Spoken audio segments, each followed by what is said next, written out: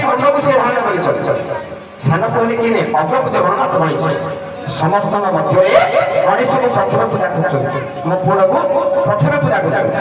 ହେଲେ କଣ ହବ କରିବ ମତ ନା କରିକି ହସ୍ତି ହାତୀର ଗୋଟେ ମୁଣ୍ଡଟି ତା ଦେହରେ ଲାଗିଛି ଗଣେଶ ଦେହରେ।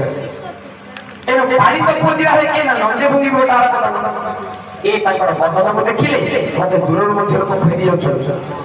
ବାହାନ ଦେଖ ବାହାନ ନିଜେ ବୁଢା ଛଣ୍ଡଟି ଇଏ ମୋ କଥା ଶୁଣିବାରି ନାହିଁ।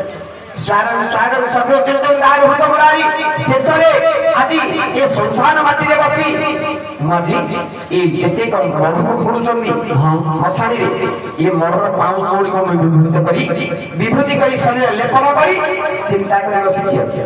ଏଣୁ ଆଜି ସେଇ ଅକର୍ମ କର୍ମଦାୟକ ଦେବ ମହାଦେବ, ସେଇ ମା ଜଗତ ଜନନୀ ପାର୍ବତୀ, ସେଇ ଅକର୍ମ କର୍ମଦାୟକ, ସେଇ ବୈକୁଣ୍ଠନାଥ ନାରାୟଣ, ସେଇ ମା କୁଠିଶାଳୀ ଆଜି ଗ୍ରାମର ମଙ୍ଗଳ କରନ୍ତୁ। ମୋର ମା ମାଉସୀ ବାପା ଭାଇ ମାନଙ୍କର, ମୋର ଛୋଟ ଛୋଟ କୁନାକୁନି ଭାଇ ଭଉଣୀଙ୍କର